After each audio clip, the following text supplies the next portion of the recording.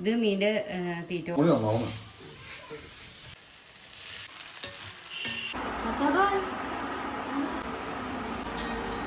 മീൻ മുട്ട നമ്മൾ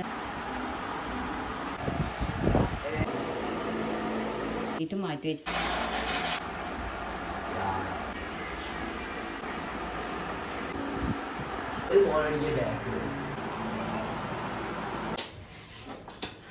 hi, welcome back to my channel. അപ്പോൾ ഇന്നല്ലോ നമുക്ക് തക്കാളി ചോറുണ്ടാക്കാമെന്ന് വിചാരിച്ചിട്ട് ഞാൻ എല്ലാം റെഡിയാക്കി വെച്ചിട്ടുണ്ട് കേട്ടോ. കാരണം എന്ന് വെച്ചാൽ ഇന്നലത്തെ നമുക്ക് കുറേ സാധനങ്ങളൊക്കെ ഇരിപ്പുണ്ട്. രാവിലെ വലിയ തിരക്കൊന്നുമില്ല. അപ്പം നമുക്കൊന്ന് ചോറാണെങ്കിൽ ഇത്തിരി ഇരിപ്പുണ്ട് ഇന്നലത്തെ. അപ്പം പിന്നെ നമ്മൾ വെറുതെ ചോറ് വെച്ചിട്ട് വേസ്റ്റ് ആക്കണ്ടല്ലോ. അപ്പം ഇത്തിരി തക്കാളി ചോറ് ഉണ്ടാക്കാമെന്ന് വിചാരിച്ചിട്ടോ. അങ്ങനെ ഉണ്ടാക്കാം. അപ്പം ഞാൻ ചോറുണ്ടല്ലോ, ബസ്മതി റൈസാണ് കേട്ടോ അരി എടുക്കുന്നത്. അത് എന്താ ചെയ്തതെന്ന് വെച്ചാൽ 10 മിനിറ്റ് ഒന്ന് കുതിർത്ത് വെച്ചിട്ട് പിന്നെ വെള്ളത്തിലിട്ടിട്ട് ഉപ്പിട്ടിട്ട് വേവിച്ചെടുത്ത് മാറ്റി വെച്ചിട്ടുണ്ട്. കാരണം എന്താ വെച്ചാൽ അത് തണുത്ത് കഴിഞ്ഞാലാണ് കറക്റ്റായിട്ട് ആ ഒരു ഇതിൽ നമുക്ക് ആ ചോറ് കിട്ടുള്ളൂ. ഇല്ലെങ്കിൽ അത് എന്തുടഞ്ഞു പോവുകയൊക്കെ ചെയ്തിട്ട് ആ ചൂടോട് കൂടി ഇട്ട് കഴിയുമ്പം അത് ഉടഞ്ഞു പോകും. അപ്പം അതുകൊണ്ട് ഞാൻ എന്താ പറയുക തണുക്കാൻ വെച്ചിട്ടുണ്ട്. ഇനി ബാക്കിയുള്ള പരിപാടികൾ നമുക്ക് ചെയ്യേണ്ടത് കേട്ടോ. അപ്പം നമുക്ക് ചെയ്ത് നോക്കാം.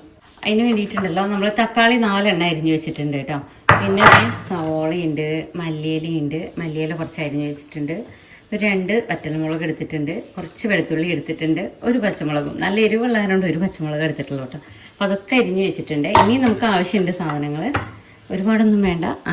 ഞാൻ എന്താണെന്ന് പറയാം കേട്ടോ. ആദ്യം നമുക്ക് സ്റ്റവ് ഓൺ ചെയ്തിട്ട് ഒന്ന് ചട്ടി അടുപ്പത്തേക്ക് വയ്ക്കാം. ഞാനിപ്പോൾ മീൻ ഫ്രൈ ചെയ്യാൻ വേണ്ടിയിട്ട് മാറ്റി വെച്ചിട്ടുണ്ട്.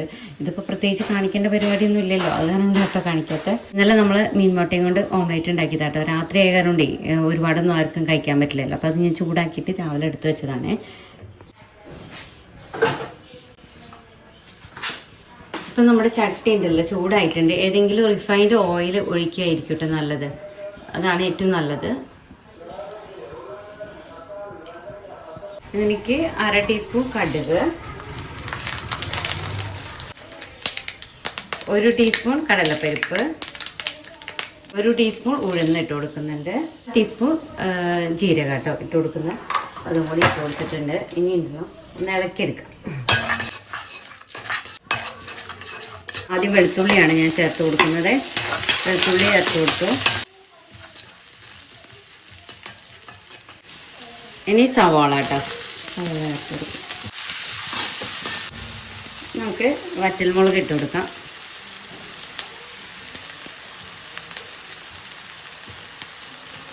പച്ചമുളക്,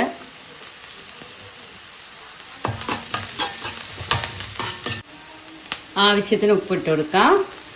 ഇനി മഞ്ഞൾപ്പൊടിയാണ് കേട്ടോ ഇട്ട് കൊടുക്കുന്നത്. മഞ്ഞൾപ്പൊടി ഇട്ട് കൊടുക്കാം. കാശ്മീരി ചില്ലി 1 ടീസ്പൂൺ ഇട്ട് കൊടുക്കുന്നുണ്ട്. ഇനി നന്നായിട്ട് ഇളക്കി വയ്ക്കും. ഇനി ഇതിലേക്ക് തക്കാളി ഇട്ട് കൊടുക്കാം.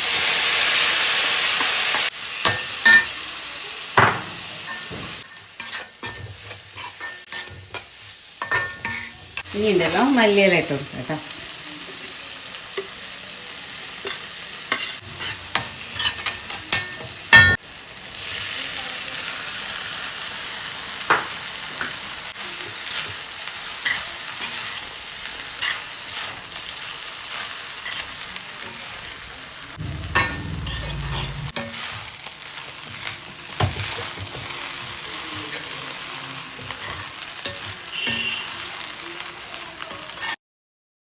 അതൊക്കെ കഴിഞ്ഞപ്പോഴേക്കുണ്ടല്ലോ ചേട്ടൻ ജിമ്മിന് പോയിട്ട് വന്നിട്ടുണ്ട് കേട്ടോ. അപ്പോൾ എന്നെ വിളിച്ചുകൊണ്ടിരിക്കുന്നുണ്ട്. കുറച്ച് നേരമായി. ചിലപ്പോഴൊക്കെ ഞാൻ കേൾക്കാത്ത ഭാവത്തിൽ നിൽക്കാറുണ്ട് കേട്ടോ. കാരണം എന്താണെന്നറിയോ, ചിലപ്പോൾ നമ്മൾ നല്ല തിരക്കിലായിരിക്കും. അപ്പോൾ അവിടെ ഓഫാക്കാൻ പറ്റാത്ത വല്ല കാര്യങ്ങളൊക്കെ ഉണ്ടാവും ഗ്യാസിൽ. അപ്പോൾ ഞാൻ കേൾക്കാത്ത ഭാവത്തിലൊക്കെ ഇടയ്ക്ക് നിൽക്കുക. ഭാവം അതല്ല, ചേട്ടൻ ഭയങ്കര തിരക്കിലാണ് കേട്ടോ. അതുകൊണ്ടാണ് മീൻ കൊണ്ടുവന്നിട്ടുണ്ട് വീണ്ടും. അതാണ് എന്നെ വിളിച്ചുകൊണ്ടിരിക്കുന്നത്. കാരണം ഇവിടെ പുറത്തൊന്നും വയ്ക്കാനും പറ്റില്ലല്ലോ. പൂച്ചയും പട്ടിയും എല്ലാ സാധനങ്ങളും ഉണ്ടല്ലോ. അപ്പം അത് കാരണം കൊണ്ട് നമുക്ക് പുറത്ത് വെച്ച് അപ്പം അത് കൊണ്ടുപോകാം. അപ്പോഴേക്കും ഉണ്ട് ദേ ചിക്കൻ കൊണ്ടുവന്നൊക്കെ കേട്ടോ. ചിക്കൻ ഒരു ദിവസമായി കഴിഞ്ഞിട്ട് ഇവിടെ കഴിയാറില്ല. ചേട്ടന് ഇതിപ്പോഴും വേണമല്ലോ. അത് കാരണം ഇത് കഴിയാറില്ല. അത് കഴുകിയെടുക്കണം. ഇനി നമുക്കെന്താ 1 മീനും കൂടി കൊണ്ടുവന്നുണ്ട്. ഫ്രിഡ്ജിൽ ഒത്തിരി സ്ഥലമില്ല. എന്താ ചെയ്യാം, ഇന്നലെ നേരാക്കി എടുത്തിട്ടുള്ളൂ. ഇത് ഇത്തിരി ചെറുതാണ് കേട്ടോ. ഇത് മീൻ്റെ തീറ്റ കൊടുന്നത് അതിലേക്ക് ആയതാട്ടോ. അതിൻ്റെ ഒപ്പം മേടിച്ച് കൊടുന്നപ്പോഴേ അതിലേക്ക് ആയതാണ്. നമുക്കത് എടുത്ത് വെക്കാം. ഒരു നേരമാക്കി ശരിയാവില്ല എല്ലാം കൂടി. ചേട്ടനുണ്ടല്ലോ തനിയെ ഭക്ഷണമൊക്കെ എടുത്ത് കഴിക്കുന്നു ഞാൻ പറഞ്ഞിട്ടുണ്ടായിരുന്നല്ലോ. അത് കാരണം കൊണ്ട് എനിക്ക് വലിയ ബാധ്യതയും പ്രശ്നങ്ങളൊന്നും ഇല്ല കേട്ടോ. പിന്നെ മോനാണ് ഭക്ഷണം ഒന്നും എടുത്ത് കഴിക്കില്ല. ചെറുപ്പം മുതലേ നമ്മളത് പഠിപ്പിക്കണം എന്നൊക്കെയാണ് പലരും പറയുക കേട്ടോ. അമ്മമാർ പഠിപ്പിക്കുന്ന പോലെയാണ് മക്കൾ വളരുക എന്നൊക്കെയാണ്. പക്ഷേ ഇവിടെ രണ്ട് തരത്തിലാണ് കേട്ടോ. അവൾ തനിയെ എടുത്ത് കഴിക്കും, അതുപോലെ ചേട്ടനൊക്കെ തനിയെ എടുത്ത് കഴിക്കും. പക്ഷെ അവനും എടുത്ത് കഴിക്കുകയില്ല കേട്ടോ. ഞാൻ എത്ര വയ്യാണ്ട അസുഖമായിട്ട് കിടന്നാലും അവിടെ നിന്ന് നീപ്പിച്ച് കൊണ്ടുപോയി അവൻ ഭക്ഷണം വിളമ്പിയിട്ട് കൊടുത്താൽ മാത്രമേ കഴിക്കുള്ളൂ. ഇല്ലെങ്കിൽ എത്ര നേരം വേണമെങ്കിൽ ആള് പട്ടിണി കിടക്കും. അതുപോലെ ഉണ്ടോ? എപ്പോഴും പൊക്കി പറയാ വിചാരിക്കും ആൾക്കാർ നല്ലതാണ്. അതൊന്നും അല്ല കേട്ടോ, നല്ല കുറ്റവും പറയാറുണ്ട്. ഇത് നല്ലതായോണ്ട അല്ലേ? ഉപ്പുണ്ടല്ലോ ചേട്ടന്, ഉപ്പ് നല്ല ടേസ്റ്റ് ഇല്ലേ? അതിന്റെ കൂടെ തൈരല്ലേ ഒഴിക്കുക? അതോ തൈരല്ലേ കൂട്ട്? എന്താ കൂട്ട്? കച്ചമ്പർ. ചേട്ടന് പിന്നെ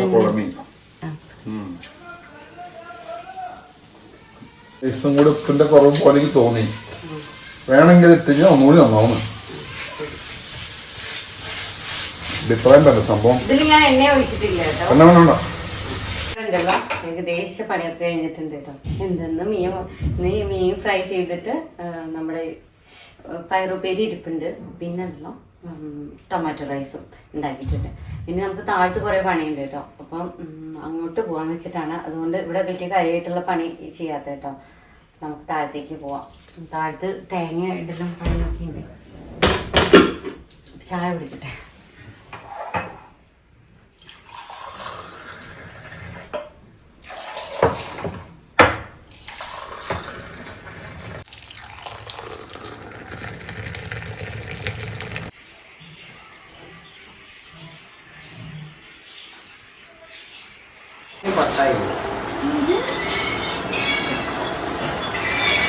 സത്യം പറഞ്ഞാൽ 2 ദിവസമായിട്ട് ഞാൻ പറയുന്നത് തൊടിയിലേക്ക് ഇറങ്ങുകയാണെന്ന്. പക്ഷേ എനിക്ക് ഇറങ്ങാൻ പറ്റണില്ല കേട്ടോ.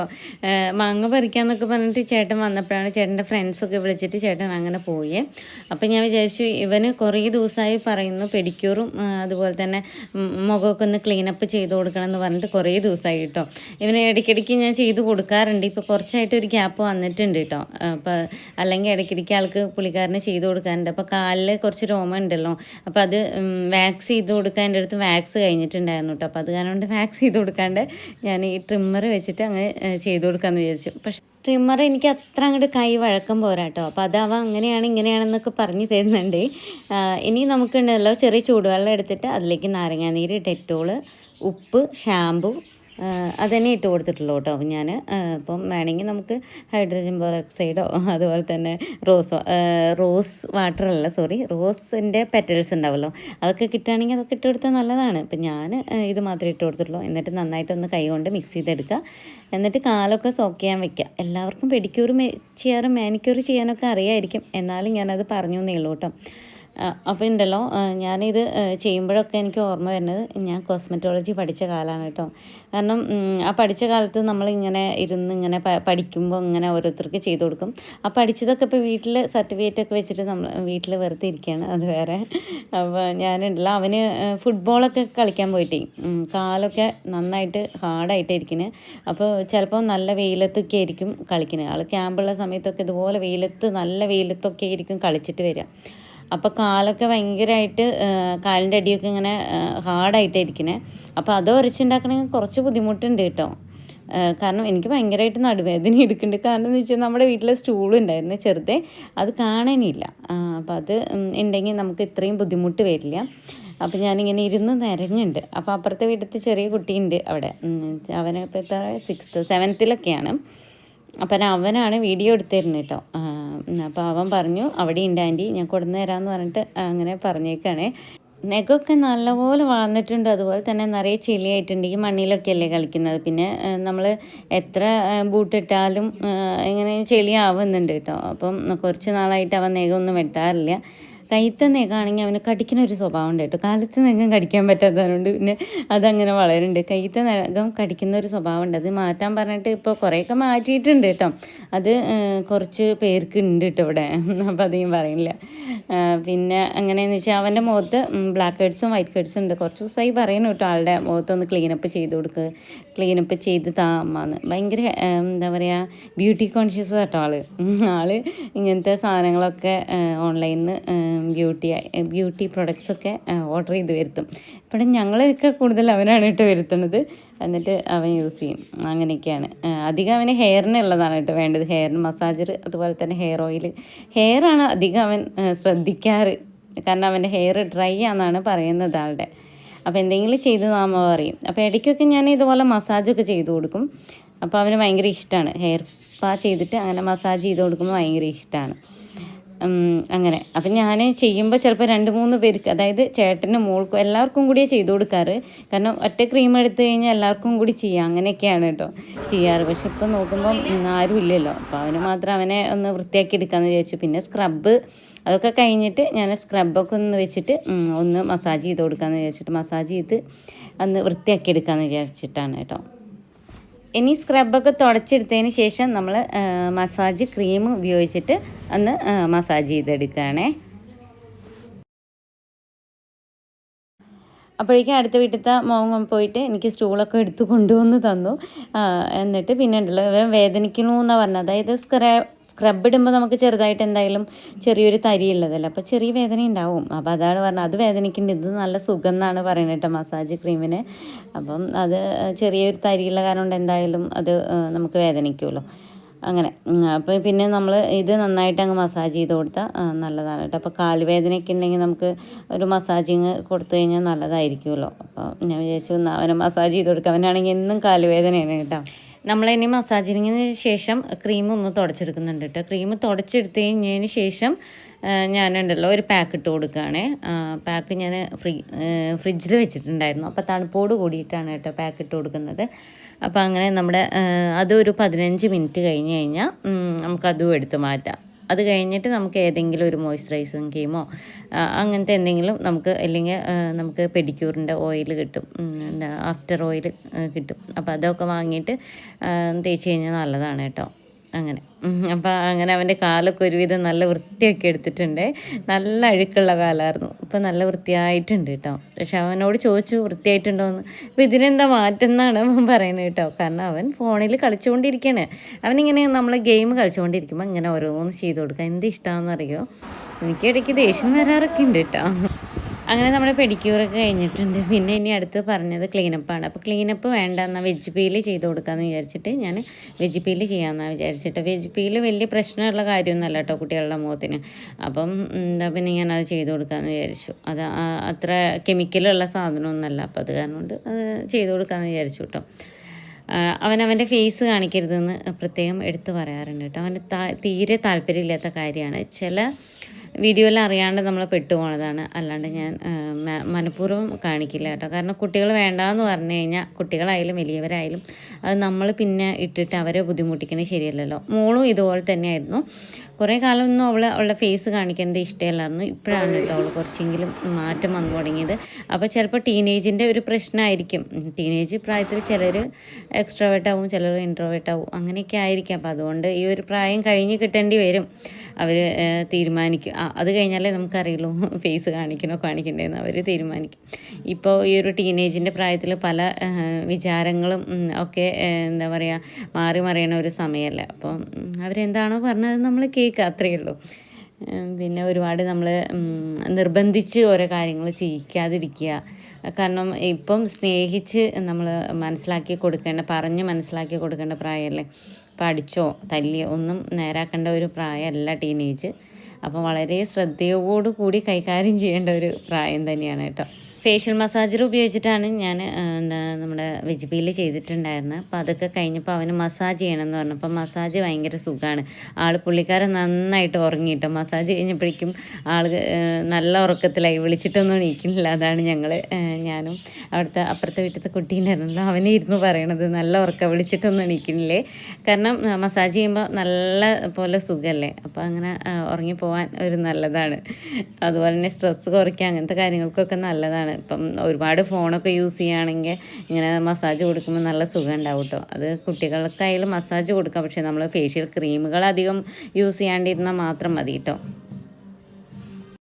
ഇന്ന് ഞങ്ങളാണെങ്കിൽ അവന് ഫോൺ കളിക്കാൻ വേണ്ടിയിട്ടേ സിറ്റ് ഔട്ടിലാട്ടെ ഇരുന്ന്. അവൻ അവനും നമ്മുടെ മാനിക്യൂറും പെഡിക്യൂറും ഒക്കെ ചെയ്യുന്ന സമയത്ത് അവൻ സുഖമായിട്ടിരുന്ന് ഗെയിം കളിക്കായിരുന്നു. അതിന് വേണ്ടിയിട്ട് നമ്മൾ സിറ്റ് ഔട്ടിൽ വെറുതെ ഇരുന്നു. അപ്പോൾ അത് കാരണം അവിടെ വലിയ ഇതിന് കിടക്കാൻ പറ്റിയ വലിയ കാര്യങ്ങളൊന്നും ഇല്ല. എന്നാലും അത് അഡ്ജസ്റ്റ് ചെയ്തിട്ട് കിടന്നു. പിന്നെ നമ്മുടെ സാമഗ്രികളൊക്കെ എടുത്തു വയ്ക്കുക എന്നുള്ളതാണ്. അപ്പം നമ്മൾ എന്തെടുത്താലും നല്ലോണം അത് വൃത്തിയാക്കിയിട്ട് എടുത്തു വയ്ക്കണം. കാരണം അടുത്ത ആൾക്ക് യൂസ് ചെയ്യുമ്പോൾ അത് വേറെ പ്രശ്നങ്ങളോ ഇൻഫെക്ഷനോ ഒന്നും വരാതിരിക്കാൻ വേണ്ടിയിട്ട് നല്ല ക്ലീൻ ആക്കിയിട്ട് വേണം കേട്ടോ എടുത്ത് വയ്ക്കാൻ വേണ്ടിയിട്ട്.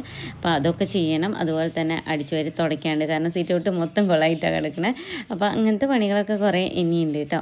അപ്പോൾ ഇന്ന് ഞാൻ ഇത്രയും വീഡിയോ എടുത്തില്ല. അപ്പോൾ വീഡിയോ ഇഷ്ടമാണെങ്കിൽ ലൈക്ക് ചെയ്യുക, ഷെയർ ചെയ്യുക, സബ്സ്ക്രൈബ് ചെയ്യുക, തൊട്ടടുത്തുള്ള ബെല്ലൈക്കണോട് ഒന്ന് എനേബിൾ ചെയ്യാൻ മറക്കരുത്. അപ്പോൾ അടുത്ത വീഡിയോ